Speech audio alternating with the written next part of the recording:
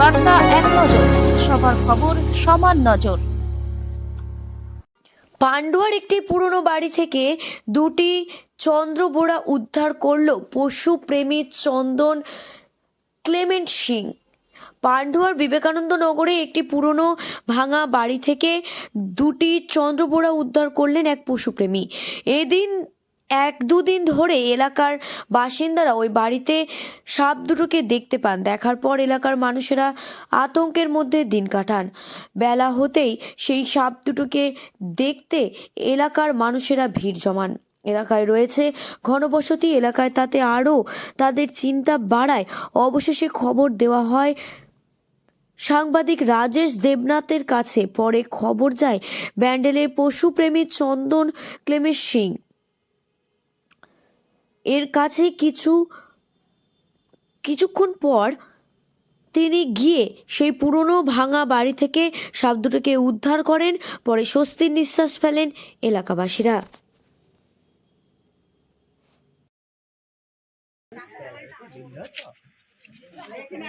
দড়ি দড়ি দড়ি দড়ি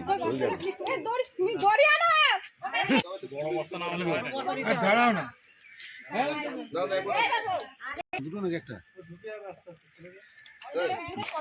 দড়ি কোথায় গেল? ভালো করে খুলে যেত বস্তারিটা।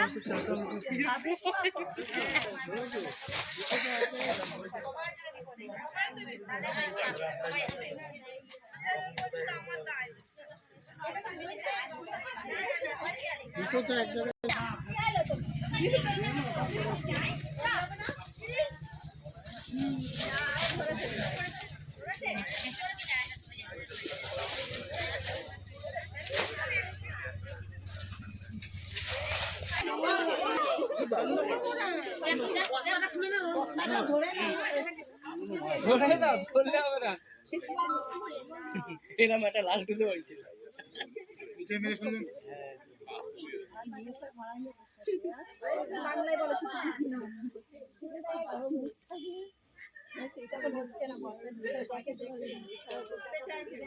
বড় বউ খুলে দিচ্ছে বস্তা, আমরা খুলিনি। বড় বউ এই জামা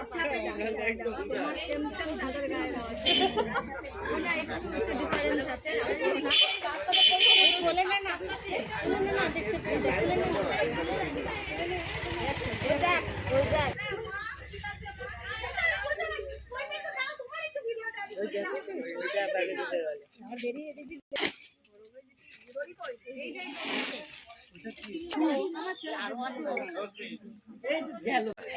পান্ডুয়া বিবেকানন্দ নগরে তারা চন্দ্রবোড়া সাপকে দেখতে পেয়ে খুব চিন্তিত, এবং এই সময় হচ্ছে মিটিং প্রায় কমপ্লিট হয়ে গেছে এবং একটি ফিমেল পাওয়া গেছে এবং সে আর কিছুদিনের মধ্যেই বাচ্চা দেবে।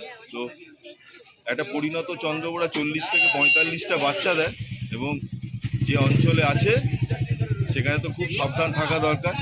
আর দ্বিতীয়টা হচ্ছে, যদি কোনো কারণে কামড়ে দেয় সময় নষ্ট না করে যত তাড়াতাড়ি সম্ভব সরকারি হাসপাতালে পৌঁছতে হবে, এবং যত তাড়াতাড়ি সম্ভব চিকিৎসা হবে তত তাড়াতাড়ি মানুষ সুস্থ হয়ে বাড়ি ফিরবে। কত ফুট লম্বা সাপ? এটা প্রায় 4 ফুট হবে, দুটোই। পান্ডুয়া বিবেকানন্দনগর শনি মন্দিরে গোবিন্দ ঘোষের বাড়িতে, বহুত পুরনো বাড়িতে দুটো বহুত পুরনো চন্দ্রবোড়া সাপ দেখা গেছে। আমাদের গ্রামবাসীরা সবাই আতঙ্ক, সামনে আমাদের বিয়ে আছে, তাই তার জন্য পশুপ্রেমী আমাদের যে চন্দনদা আছে তাকে আমাদের ডাকা হয়েছে। সে আজকে সাপ দুটো এখন আসলে উদ্ধার করলো। কতটা স্বস্তি? আমরা গ্রামের সব লোক খুব আনন্দ আছে, আমরা খুব আনন্দে আছি, এবং বাচ্চারাও যে তারাও খুব আনন্দে খেলাধুলা করছে। সাপ দেখে তারাও খুশি যে সাপ এখন নিয়ে গেছে, তারা মুক্ত। আমি বিবেকানন্দ বিপ্লব ঘোষ বলছি।